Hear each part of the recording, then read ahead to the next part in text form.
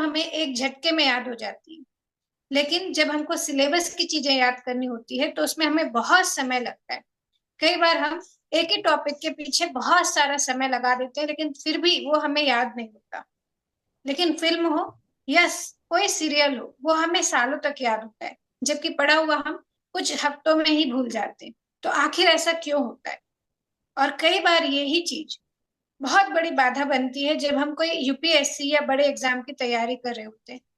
तो उसमें हम बहुत परेशान होते हैं। उस समय हमको लगता है कि कैसे हम इस चीजों को फेस करें, कैसे हम जल्द से जल्द चीजों को याद करें। क्यों ना मेरी बुद्धि स्वामी विवेकानंद जैसी हो जाए, एल्बर्ट आइंस्टाइन जैसे शार्प हो जाए, जिससे मुझे फटाफट से चीजें याद हो जाए। तो आज इसी चीज का सॉल्यूशन मैं लेके आई। आज इसी चीज के ऊपर, इसी विषय के ऊपर हम बात करने वाले हैं। और इसके लिए मैंने इन्फिनाइट माइंड के फाउंडर को बुलाया है एज अ गेस्ट, जिनका नाम है कोच सुनील सर जी।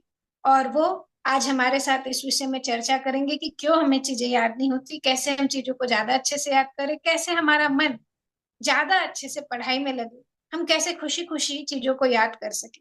तो इसके पहले कि हम पॉडकास्ट चालू करें और उनसे बहुत सारी बातें करें, मैं सबसे पहले उनके विषय में जानना चाहती हूँ और ऑडियंस को उनके विषय में बताना चाहती हूँ। तो सुनील सर जी, प्लीज हमें आप अपने बारे में बताएं। थैंक यू सो मच इस सेशन में इनवाइट करने के लिए। मैं सुनील, इनफाइनाइट माइंड कोच। मैं स्टूडेंट की हेल्प करता हूँ अधिक से अधिक चीज़ों को मेमोराइज करने में, लंबे समय के लिए या फिर लाइफ टाइम के लिए भी। इसके लिए मैं एक साइंस से वर्क कर रहा हूँ जिसे निमोनिक्स कहते हैं। निमोनिक्स एक बहुत ही पावरफुल साइंस है। इसका use Thomas Alva Edison, Albert Einstein और अरस्तु जैसे महान लोगों ने इसका यूज भी किया, अपनी मेमोरी को इन्हांस करने के लिए, बढ़ाने के लिए और अपनी कॉग्निटिव क्षमता को समझने के लिए। मैं अक्सर स्कूलों में जाता हूँ, कॉलेजों में जाता हूँ, वहाँ पे स्टूडेंट को मैं क्लासेस देता हूँ।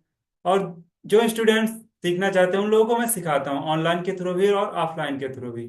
जहाँ पे बहुत सारे स्कूल स्टूडेंट्स को मैंने हेल्प किया है अधिक से अधिक चीज़ों को मेमोराइज करने में, उनको उनके एग्जाम के फियर से बाहर आने में। जो भी एग्जाम से रिलेटेड कोई भी फियर होता है बच्चों के अंदर आ जाता है, अक्सर एग्जाम में अच्छा परफॉर्म नहीं कर पाते हैं। मैक्सिमम चीज़ें वो लर्न करने के बाद जो चीज़ें याद होती है उसको भी कई बार वो चीज़ें प्रेजेंट नहीं कर पाते हैं स्कूल्स में, टीचर्स के सामने या फिर एग्जाम्स में।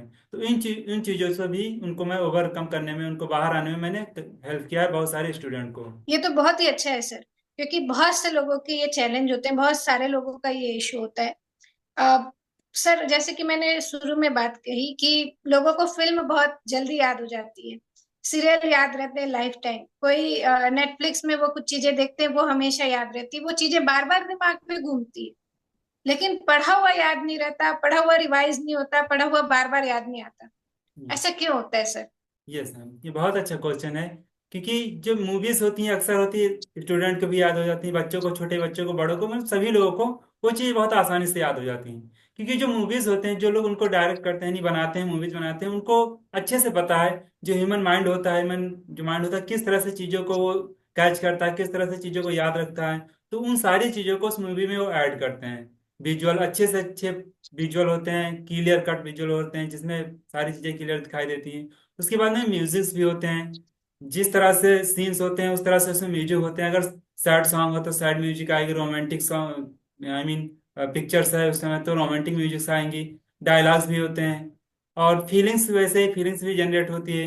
जो हमारा माइंड है विजुअल को और ऑडियो को और फीलिंग्स को बहुत ही आसानी से अ, याद रख सकता है। नहीं, वो चीज़ें बहुत ही पावरफुल होती हैं हमारे माइंड को याद करने के लिए।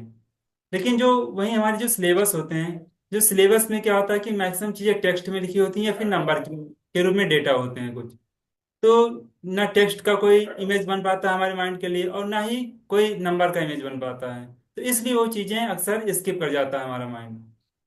जबकि जो हमारा माइंड है पिक्चर की लैंग्वेज को आसानी से समझता है, यानी कि जो चीजें हम विजुलाइज कर सकते हैं, जो चीजें पिक्चर के रूप में होती है, वो चीजें बहुत आसानी से मेमोराइज कर सकता है हमारा माइंड और हम याद रख सकते हैं काफी टाइम तक। उसी के साथ अगर फीलिंग भी कनेक्ट बहुत कर दिया अच्छा। जाए तो बहुत ही आसानी से वो चीज़ें याद हो जाती हैं। तो इसी तरह से जो मूवीज है या फिर जो भी चीज़ें मेमोराइज करना हमारे सिलेबस की चीज़ें टेक्स्ट के रूप में जो लिखी हैं, उनको अगर हम पिक्चर के फॉर्म में कन्वर्ट कर देते हैं या फिर उनको हम विजुलाइज कर लेते हैं तो वो चीज़ें आसानी से याद हो जाती हैं।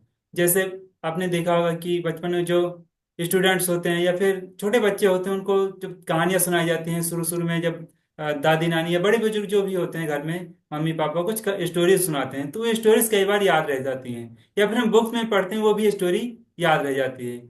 तो सेम इसी तरह से, क्योंकि जो स्टोरी तो विजुलाइज हो जाती है, उसमें जो कैरेक्टर होते हैं जैसे राजा रानी या भी कोई भी होता है, वो चीज़ें विजुलाइज होती हैं, इससे वो चीज़ें आसानी से हमारा माइंड कैच कर लेता है और उनको मेमोराइज कर लेता है। सिंपल से यही एक बात है कि जो भी चीज़ आपको मेमोराइज करना है, याद करना है, किसी को भी अगर याद करना है, तो उन चीज़ों को कोशिश ये करना कि किसी पिक्चर से हमको कनेक्ट कर देना है, या फिर किसी उसको विजुलाइज कर लेना है अपने माइंड में, कोई ना कोई इमेज उसके उससे रिलेट कर लेना, जिससे वो चीज़ें आसानी से याद हो जाती हैं। सही बात है सर, आपकी बातों से लगा वाकई में ये अच्छा होगा कि अगर हम 5 सेंसेस का इस्तेमाल करते हुए चीजों को याद करें, जितने ज्यादा सेंसेस इन्वॉल्व करेंगे वो चीजें उतने अच्छे से याद होगी। लेकिन एक बात होती है सर, जब भी हम लोग, हमने भी ये चीज फेस की है स्कूलों स्कूल में जब हमने पढ़ाई की है, और यस। आज भी जो बच्चे पढ़ते हैं वो इस बात से सहमत होंगे कि उनको टीचर एक बात बोल देती है कि बोल बोल के पढ़ो, हाँ। बार बार पढ़ो, हाँ। रट लो, तो वो चीजें याद हो जाएगी। तो सर आप मुझे ये बताइए, रट्टा मारना कहाँ तक सही है और उससे क्या होगा, वो किस तरीके की चीजें होती यस। जो रट्टा मारने का प्रोसेस क्या होता है, कई बार ये कुछ जो हर एक का एक मोड होता है, कुछ लोग विजुअल होते हैं, चीजों को देख के आसानी से समझ पाते हैं, कुछ लोग ऑडिटरी होते हैं जो चीजों को सुन के समझ पाते हैं, कुछ लोग हर एक चीज को करके देखना चाहते हैं, जब वो फील करते हैं तो उनको आसानी से वो चीजें लर्न कर पाते हैं, सीख पाते हैं।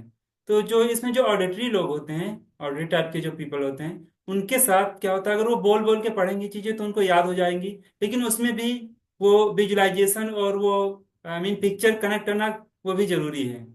और जो रट के पढ़ते हैं जनरली शुरू से, जो स्टूडेंट हमारे मतलब पहले से जो लोग हमारे भाई बहन जो लोग भी पढ़ते हैं, वो मैक्सिमम टाइम यही यूज करते हैं, क्योंकि उनको कोई मेमोरी टेक्निक ऐसी चीज़ों को पता नहीं होती, तो रट के ही चीज़ों को याद करते हैं, 2 बार 4 बार 6 बार उसको पढ़ते हैं, वो चीज़ें याद हो जाती हैं। लेकिन ये रटने से कुछ ऐसा होता है कि जब हमें आवश्यकता पड़ती है उसको रिकॉल करने की, तो कई बार वो चीज़ें हमारे माइंड से मिस हो जाती हैं, टाइम पे वो चीज़ें याद नहीं आती हैं। तो रटने से ये चैलेंजेस आते हैं जिसको काफ़ी ज़्यादा जिसे काफ़ी ज़्यादा लोग फेस करते हैं, और इसमें काफ़ी ज़्यादा दिक्कत होती है, मतलब कि टाइम पे वो चीज़ें याद नहीं आएंगी, जिससे हम अच्छा परफॉर्म भी नहीं कर पाते हैं। अगर अचानक से कोई हमसे पूछ लेता है कोई चीज़, तो वो चीज़ें उस टाइम हमको याद नहीं आती, क्योंकि रट के पढ़ा था और वो चीज़ें माइंड से स्किप हो गई। लेकिन उसी चीज़ को अगर आप कनेक्ट कर देते हैं किसी इमेज के साथ, तो वो चीज़ें आसानी से याद हो जाती हैं।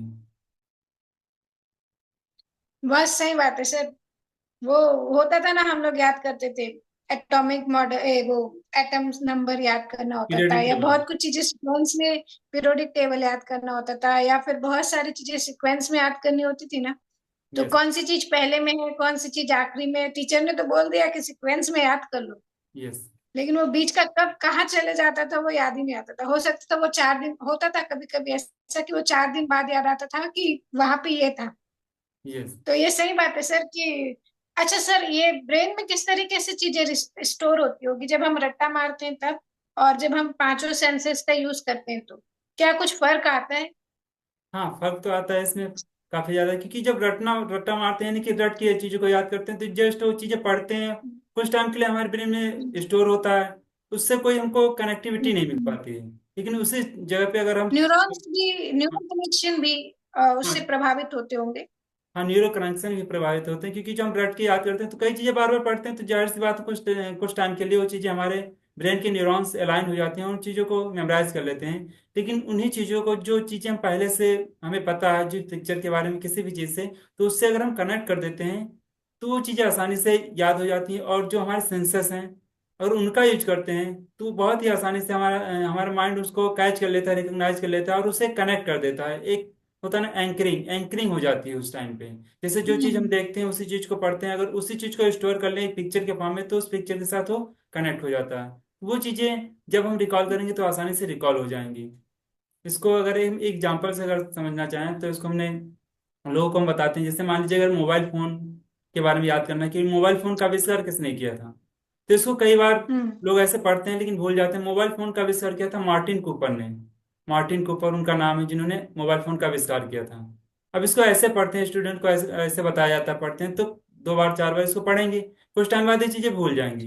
लेकिन इसी चीज को अगर आप कनेक्ट कर देते हैं एक इमेज के साथ, तो ये चीजें बहुत ही आसानी से याद हो जाती हैं। जैसे मोबाइल फोन, यानी कि मार्टिन कूपर ने इसका आविष्कार किया था। एक होता है ना मार्टिन बॉक्स, जिसमें मच्छर को भगाने के लिए यूज करते हैं, मॉर्टिन जो स्प्रे के रूप में आता है और उसमें लगाने के लिए भी आता है। और कॉइल्स भी आती है इसकी। वाह। या तो इसको ऐसा इमेज कीजिए कि जैसे जो आपका मोबाइल फोन है वो मोबाइल फोन मोर्टीन के ऊपर रखा है, मोबाइल फोन मोर्टीन बॉक्स के ऊपर रखा है। हम्म। मोर्टीन कूपर, यानी उस मोबाइल फोन का आविष्कार किसने किया था? मोर्टीन कूपर ने किया था। मोबाइल फोन कहाँ रखा? मोर्टीन बॉक्स के ऊपर। तो माइंड को एक इमेज मिल गई कि हमारा जो मोबाइल है कहाँ रखा है? मोर्टीन बॉक्स के ऊपर रखा है। वो चीजें आसानी से कनेक्ट हो गई। कभी भी अगर कोई पूछेगा मोबाइल फोन का आविष्कार किसने किया था, तो माइंड को एक इमेज आएगा कि मोबाइल फोन कहाँ पे रखा है? मोर्टीन बॉक्स के ऊपर रखा है, मोर्टीन कूपर। तुरंत वो चीजें याद आ जाएंगी।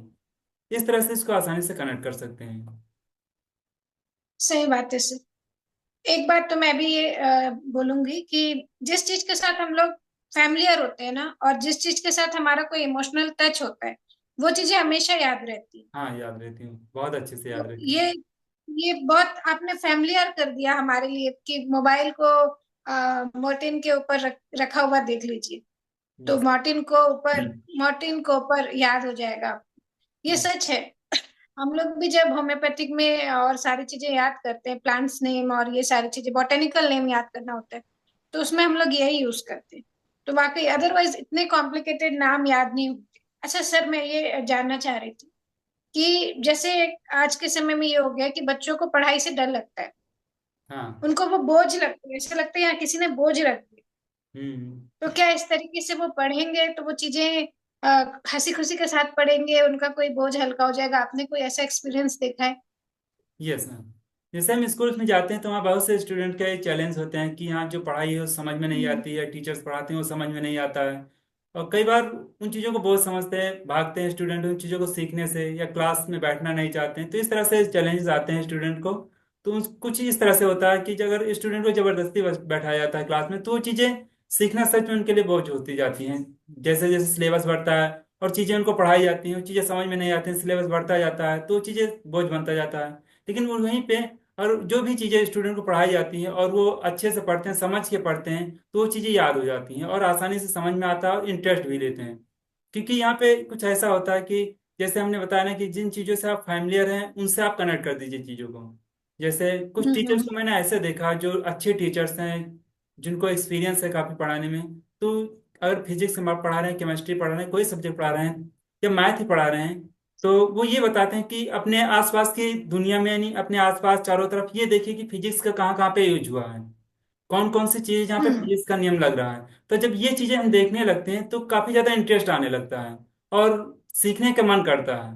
तो सेम इसी तरह से अगर हम स्टूडेंट को ये सिखाएं कि जो भी चीज आप पढ़ रहे हैं उनका आप पर डे की लाइफ में यूज कहाँ कर रहे हैं, उनको सीखिए, समझिए, पर डे की लाइफ में उसको यूज कीजिए, तो बहुत ही ज्यादा इंटरेस्टिंग हो जाता है। जो एजुकेशन उनको बोझ लगने लगता है वो बहुत ही ज्यादा इंटरेस्टिंग हो जाता है और वो चीजें सीखने में काफी ज्यादा इंटरेस्ट लेते हैं और उन चीज़ों को सीखते भी हैं। इसके अलावा कुछ और भी होता है, जैसे अगर किसी टीचर का अगर कोई डर है किसी सब्जेक्ट से रिलेटेड, तो वो डर कई बार टीचर का डर और सब्जेक्ट के साथ कनेक्ट हो जाता है, जिससे उस सब्जेक्ट से स्टूडेंट लर्न करना या सीखना उसके लिए उससे थोड़ा दूर भागते हैं, उसको सीखना नहीं चाहते हैं। अगर वो डर उनके अंदर से निकल जाए या फिर कोई ऐसा बिलीव उनका बन गया है, जो बिलीव भी बहुत बड़ा रोल प्ले करता है।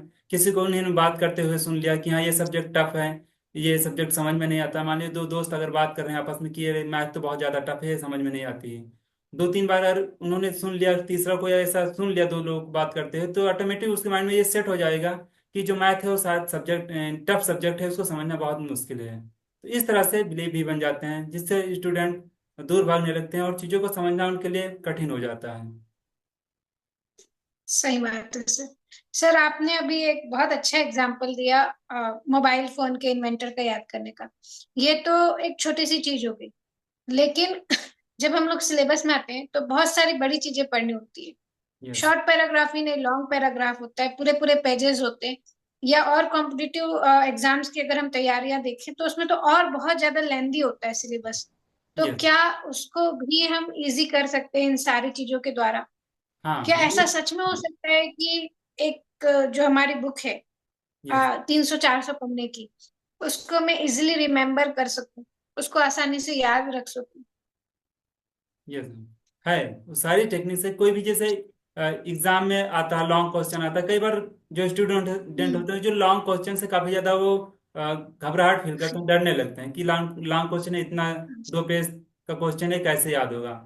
लेकिन इस यहीं पे अगर हम मेमोरी टेक्निक का यूज करते हैं, जैसे कि आज जो लॉन्ग क्वेश्चन है उसमें हम एक टेक्निक से नहीं, 2-3 टेक्निक का यूज होता है, जिससे उन चीजों को हम कनेक्ट करके आसानी से मेमोराइज कर सकते हैं। जैसे उसमें, जैसे लॉन्ग क्वेश्चन है तो उसमें हम चंकिंग मेथड का यूज करेंगे कि पहले उसको डिवाइड कर लेंगे, क्योंकि जो हमारे माइंड को कोई ये हो जाता है कि बहुत बड़ा डेटा है तो हमारा माइंड उसको बोझ समझने लगता है, लेकिन जब हम उसको पार्ट में डिवाइड कर देते हैं तो वही चीज़ें हमारे माइंड के लिए कम हो जाती हैं और हल्का हो जाता है और उसमें इंटरेस्ट लेने लगता है माइंड।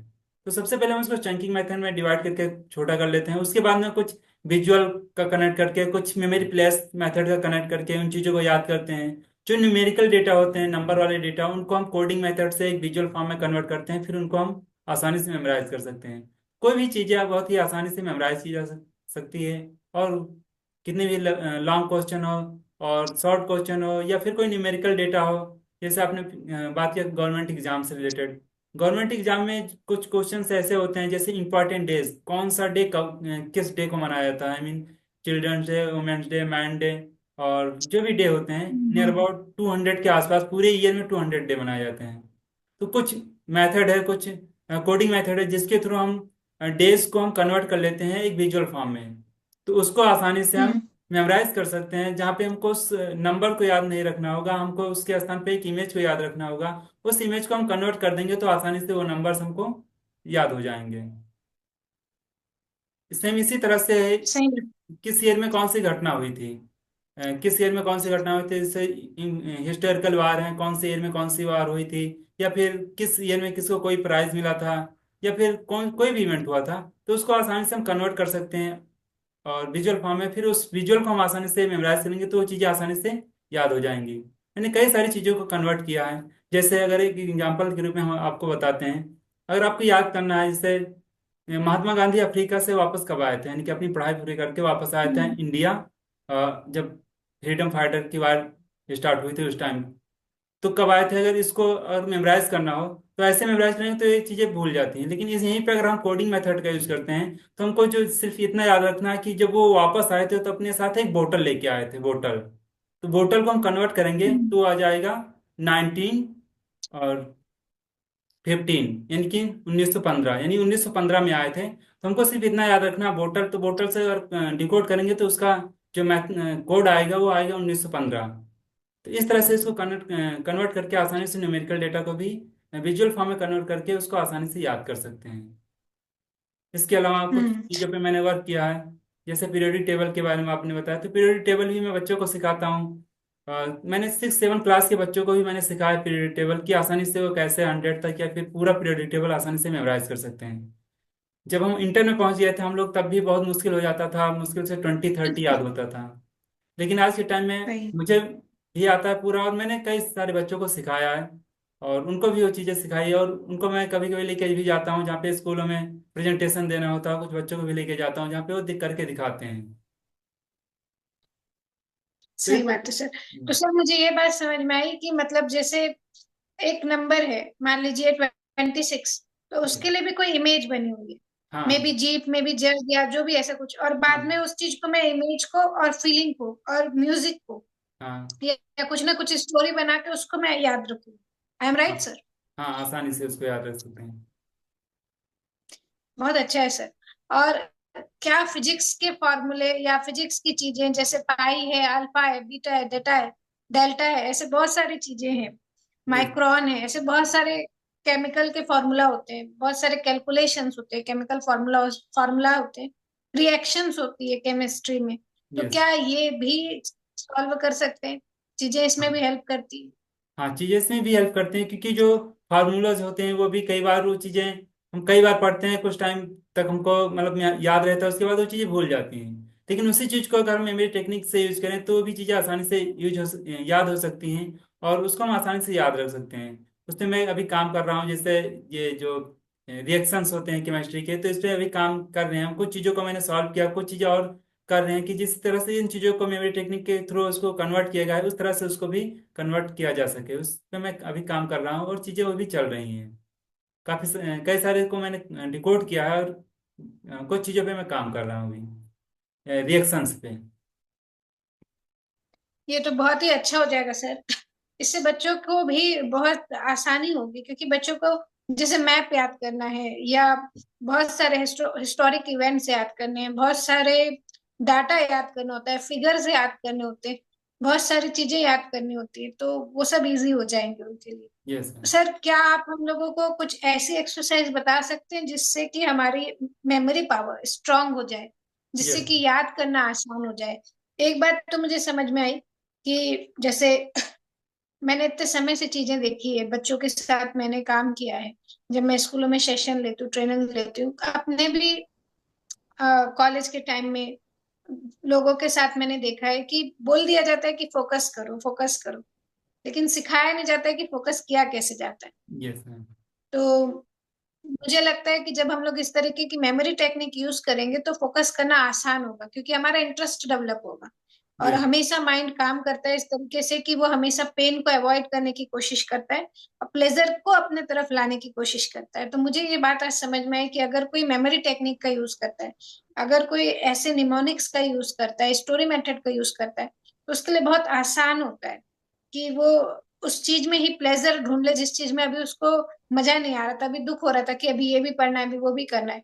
क्योंकि सिनेमा देखने में तो हमको मजा आता है, क्यों? क्योंकि उसमें पूरे सेंसेस इन्वॉल्व है, यस। उसमें कलर्स हैं, सारी चीजें। लेकिन क्योंकि इन चीजों में ये सारी चीजें नहीं होती, तो हमारे लिए वही हेक्टिक होता है। तो ये मुझे समझ में आया कि बच्चों का फोकस बढ़ जाएगा अगर वो मेमोरी टेक्निक्स सीख जाए, निमोनिक्स सीख जाए, यस। ना सिर्फ जो पुराना रोट मेथड है रट्टा मार के पढ़ने वाला, उसको यूज करते रहे।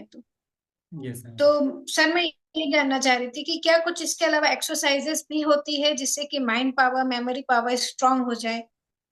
Yes ma'am. कई सारी एक्सरसाइजेस हैं जिसमें से अगर हम बात करें, सबसे पहले तो एक मेडिटेशन होता है। माइंडफुल मेडिटेशन या किसी भी प्रकार का मेडिटेशन स्टूडेंट यूज कर सकते हैं अपने माइंड को शांत रखने के लिए, अपने थॉट्स को कंट्रोल करने के लिए। इसके बाद में एक होती है मेमोरी एक्सरसाइज। मेमोरी एक्सरसाइज क्या होती है कि जो भी चीजें हमारे साथ होल डे यानी पूरे दिन में हमारे साथ जो भी चीजें हुई हैं, उनको हम शाम को बैठ करके जब हम बेड पे जाएं या फिर उससे पहले हम रिलैक्स हो करके उन सारी चीजों को रिवाइज करना है हमको, कि जो भी चीजें हमारे साथ हैं, हम किन लोगों से मिले हैं, किन लोगों से बातें की है, क्या बातें की है, और जिनसे मिले उनका नाम क्या था, या फिर वो किस कलर के कपड़े पहन रखे थे, या फिर जो भी चीजें उनके बारे में जितनी भी डिटेल हम रिकॉल कर सकें, उन डिटेल्स को हमको रिकॉल करना है शाम को। और उसके बाद में हो सकता है फर्स्ट टाइम जब हम करना शुरू करें इसको तो हमको बहुत कम हो, यानी एक दो चीजें ही याद आए, या फिर उसके बाद में नेक्स्ट डे करेंगे हो सकता है कुछ और आएंगी। फिर ऐसे से जब हम इसको करते जाते हैं, लगभग ये 1 मंथ लगभग बीत जाता है, और करते करते हैं ऐसे अगर हम करते रहते हैं तो ये चीज़ें काफ़ी ज़्यादा इजी हो जाती हैं और मैक्सिमम चीज़ों को हम रिकॉल कर पाते हैं।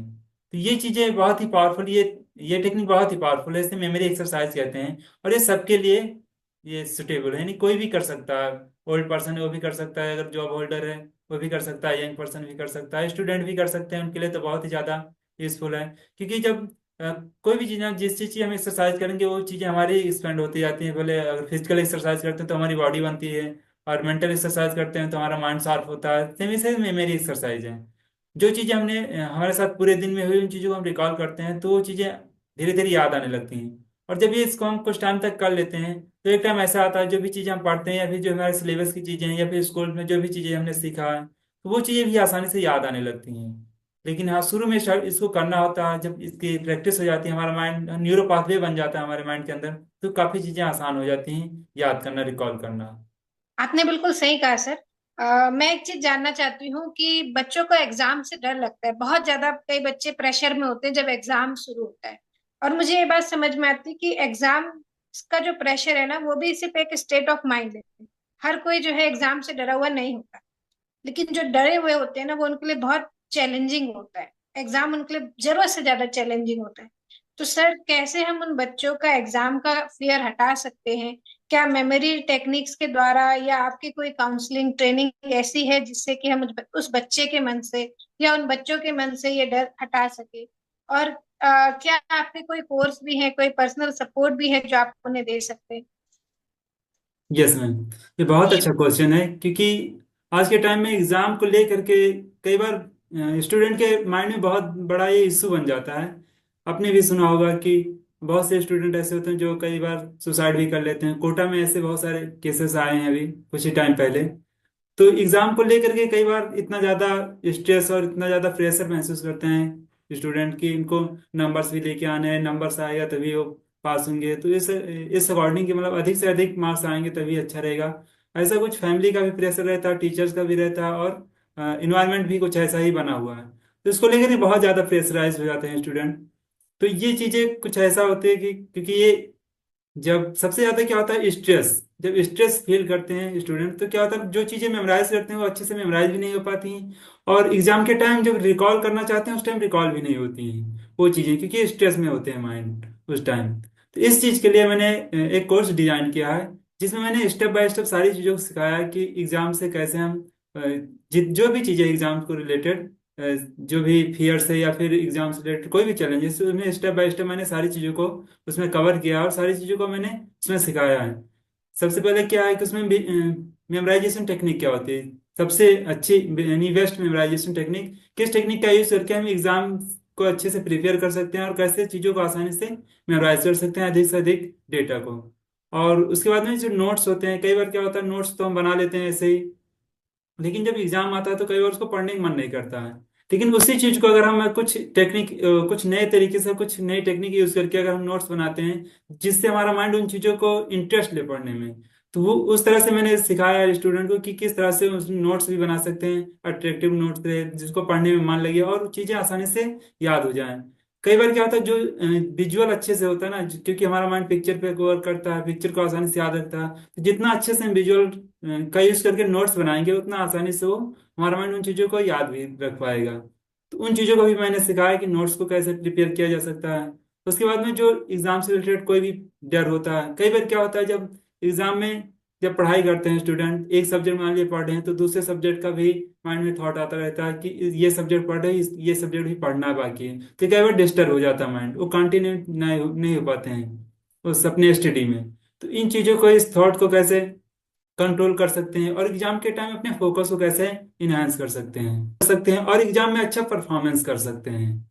इसके अलावा इसमें और जो फियर्स होते हैं कि यहाँ किस, जैसे एग्जाम का फियर आ जाता है कि कई बार एग्जाम का डर, जो माइंड में प्रेशर होता है उसको उसको ले करके एग्जाम माइंड में बहुत बड़ा डर आ जाता है एग्जाम का। तो इस डर को कैसे हम ओवरकम कर सकते हैं, और एग्जाम हॉल में जब हम जाएं तो एग्जाम हॉल में कैसे हम प्रिपेयर करें, अपने मेंटली कैसे प्रिपेयर हो सकते हैं एग्जाम हॉल को ले करके, जिससे हम अच्छे से परफॉर्म कर पाए स्ट्रेस फ्री होकर के। कई बार एग्जाम हॉल में जाने के बाद स्ट्रेस आ जाता है तो जो चीज़ें याद रहती हैं वो चीज़ें भी भूल जाती हैं, उस टाइम लिखते टाइम वो चीज़ें याद नहीं आती। तो इन सारी चीज़ों को मैनेज करने के लिए, इन सारी चीज़ों को ख्याल में रखते हुए मैंने इस कोर्स को डिजाइन किया है। ये बहुत ही पावरफुल कोर्स है, और इसमें कॉन्फिडेंस से रिलेटेड भी मैंने एक टेक्निक शेयर किया हूँ कि जिसको आसानी से कॉन्फिडेंट होकर के एग्जाम हॉल में जा करके और अपने परफॉर्मेंस को कर सकते हैं और अच्छे से एग्जाम पेपर को सॉल्व कर सकते हैं और अच्छा मार्क्स गेन कर सकते हैं। तो ये बहुत ही पावरफुल फुल कोर्स है और ये कोई भी स्टूडेंट कर सकता है और बहुत ही ज़्यादा बेनिफिशियल है एग्जाम के लिए। ये आपने बहुत अच्छा बताया सर कि आपका एग्जाम को लेके भी कोई कोर्स है जिससे कि बच्चों की बहुत मदद हो जाएगी। और मैं जानना चाहती हूँ सर कि आपने जैसे बोला कि एक कोर्स और है आपका सुपर मेमोरी, तो वो कोर्स से बच्चों का क्या फायदा हो सकता है और वो कोर्स वो कैसे परचेज कर। और सर क्या आप कोई पर्सनल ट्रेनिंग काउंसलिंग ये भी आप बच्चों को या स्कूल कॉलेजेस को प्रोवाइड करते हैं? तो इस विषय में भी आप हमें बताइए। जो हमारा कोर्स, अगर कोर्स के बारे में बात करें तो कोर्स हमारा ऐप के थ्रू लोग ज्वाइन कर सकते हैं, कोई भी ज्वाइन कर सकता है, वहाँ पे सीख सकता है चीज़ों को। हमने 2 से 3 कोर्सेज वहाँ पे डाले हैं जो कोई भी देख सकता है। जैसे एक मैंने सबसे पहले बूस्ट योर मेमोरी के नाम से फ्री कोर्स है, जिसमें 5 to 6 वीडियोस है, कोई भी उसको देख देख सकता है, जिसमें मैंने सारी चीज़ें चीज़ें डिटेल में मेमोरी के बारे में सिखाया है और चीज़ों को मैंने वहाँ पे बताया है। और उसमें सुपर मेमोरी प्रोग्राम जो मेरा मेन कोर्स है उसकी डिटेल्स भी मैंने वहाँ पे डाली है कि उस कोर्स में क्या क्या चीज़ें वहाँ पे हैं और कैसे चीज़ों को लोग सीख के उसको क्या बेनिफिट उनको होगा और क्या क्या चीज़ें उनके अंदर चेंज हो जाएगा उस कोर्स को सीखने से। उस कोर्स के बारे में थोड़ा यहाँ डिटेल में शॉर्ट में बताना चाहूँगा। जैसे उस कोर्स में क्या, सबसे पहले मैंने बिलीव्स के बारे में बताया कि किस तरह से निगेटिव बिलीव्स स्टूडेंट के बन जाते हैं, जिससे उन चीज़ों को सीखने में उनको चैलेंजेस आते हैं और आगे की चीज़ें उनको समझ में नहीं आती हैं। इसके बाद में फिर जो कोडिंग मेथड होता है कि किस तरह से न्यूमेरिकल डेटा को हम चेंज कर सकते हैं विजुअल फॉर्म में, पिक्चर के फॉर्म में, और उसको हम आसानी से मेमोराइज कर सकते हैं। इसके बाद में मैंने कुछ ईयर्स के बारे में बताया कि किस तरह से कोई भी ईयर है तो उस ईयर को कैसे आसानी से याद कर सकते हैं, किस ईयर में कौन सी इवेंट हुआ था। और उसके बाद में इम्पॉर्टेंट डेज हैं, किस डे को कौन सा डे मनाया जाता है, किस डेट को कौन सा डे मनाया जाता है, इसको आसानी से वहाँ पे सीख सकते हैं। यहाँ पे हर एक चीज़ को मैंने नियर अबाउट 30 to 40 वहाँ पे मैंने शेयर किए हैं। और इसके बाद में इन्वेंशन इन्वेंटर, किस चीज़ का आविष्कार किसने किया है, इसके बारे में मैंने वहाँ पे शेयर किया। बुक एंड ऑथर के बारे में शेयर किया है। उसके बाद कंट्री कैपिटल और करेंसी, ये ये सारी चीज़ों को मैंने वहाँ पे शेयर किया, किस तरह से कंट्री कैपिटल और करेंसी के यानी कि जीके से रिलेटेड क्वेश्चन को मेमोराइज कर सकते हैं। पीरियोडिक टेबल है कि किस तरह से पीरियोडिक टेबल जो याद करना बहुत ज़्यादा टफ होता है उसको आसानी से कैसे मेमोराइज कर सकते हैं। तो उन सारी चीज़ों को मैंने वहाँ पे शेयर किए हैं। और उसके बाद में कुछ आर्टिकल्स के बारे में, जो आर्टिकल्स भी होते हैं बहुत ही ज़्यादा टफ होते हैं याद रखना उनको, कुछ आर्टिकल भी मैंने वहाँ पे शेयर किया है। तो ये बहुत ही पावरफुल कोर्स है। और उसके बाद में माइंड के बारे में मैं वहाँ पे मैंने शेयर किया कि किस तरह से माइंड को अपने स्ट्रांग बना सकते हैं, कैसे पॉजिटिव रह सकते हैं और कॉन्फिडेंट कैसे रह सकते हैं। कॉन्फिडेंस रिलेटेड मैंने टेक्निक भी वहाँ पे शेयर किया है। विजुअलाइजेशन से रिलेटेड मैंने चीज़ों को शेयर किया, किस तरह से विजुअलाइज करके चीज़ों को आसानी से मेमोराइज कर सकते हैं।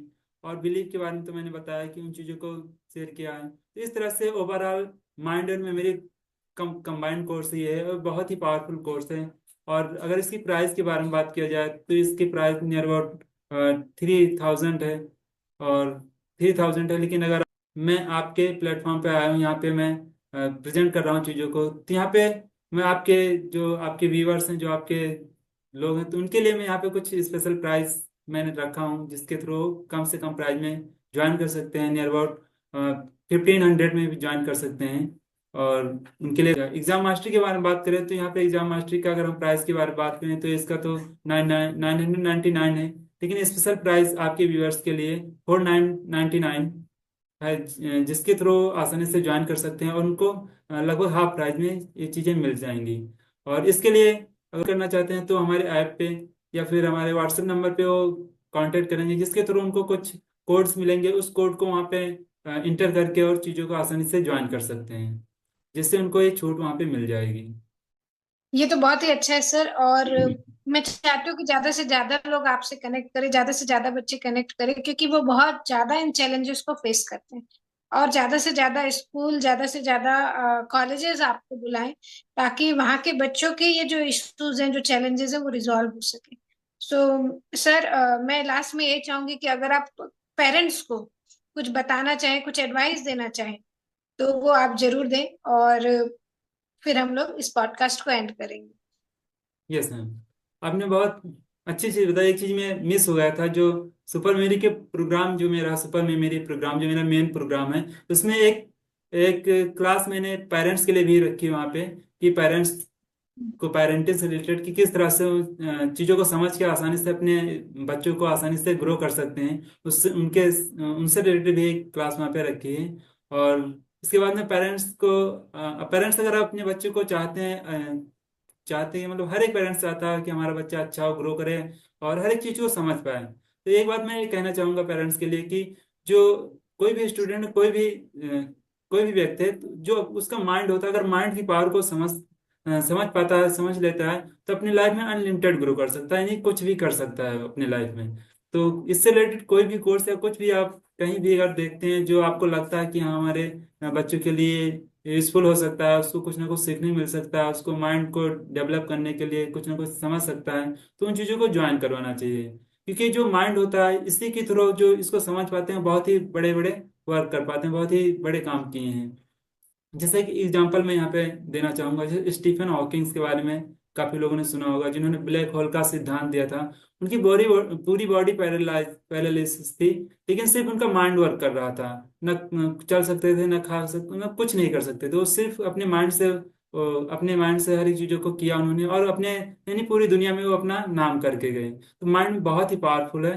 और तो इससे रिलेटेड करना चाहिए हर एक पेरेंट्स के को ये चीज समझना चाहिए, और अपने बच्चों को भी इन चीजों के बारे में बताना चाहिए, समझाना चाहिए।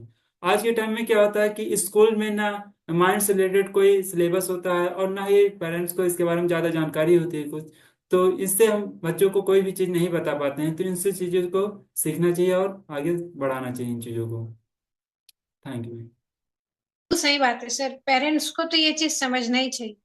अगर आइंस्टाइन के पेरेंट्स इस बात को नहीं समझते, थॉमस अल्वा एडिशन के पेरेंट्स इस बात को नहीं समझते कि उनके बच्चे बाकी से अलग, क्योंकि जैसे थॉमस अल्वा एडिशन थे उनको डायसलेक्सिया था, ऐसे बहुत से साइंटिस्ट थे जिनको डायसलेक्सिया था। और बहुत सारे जो साइंटिस्ट थे, या कहूँ लगभग जो साइंटिस्ट आज भी होते हैं, उनको उनकी चीजों को देखने की, समझने की क्षमता अलग होती है। वो चीजों को बिल्कुल अलग तरीके से देखते हैं, विजुअलाइज करके चीजों को मतलब उनका आकलन करने का ढंग बिल्कुल अलग होता है। तो अगर पेरेंट्स इस समय बच्चों को ध्यान से ऑब्जर्व कर ले और उनकी उस बौद्धिक क्षमता को बढ़ा दे, उसको सही दिशा दे, तो उनकी जिंदगी अच्छी हो जाएगी। और जो पेरेंट्स का भी फ्रिक्शन होता है ना बच्चों के साथ, कि मेरा बच्चा क्यों नहीं पढ़ पा रहा है, उसको क्यों नहीं समझ पा रहा है, वो भी खत्म हो पाएगा। Yes ma'am. और सच में ये बहुत जरूरी कोर्स है सर। तो मैं चाहूंगी कि ज्यादा से ज्यादा ऑडियंस, ज्यादा से ज्यादा व्यूअर्स आपके कोर्स को ज्वाइन करें और अपना और अपने बच्चों का भला करें। Thank you so much sir कि आप आज के पॉडकास्ट में आए। आपने आपने इतना प्रीसियस टाइम हमें दिया। और मुझे पता है कि जब लोग इसको देख रहे हैं, इतने पेशेंस से उन्होंने यहाँ तक की चीजें सुनी है, देखी है, तो वो जरूर आपके कोर्स में आएंगे, वो जरूर सारी चीजें करेंगे। Thank you so much sir for coming. और बहुत अच्छा रहा आज का सेशन।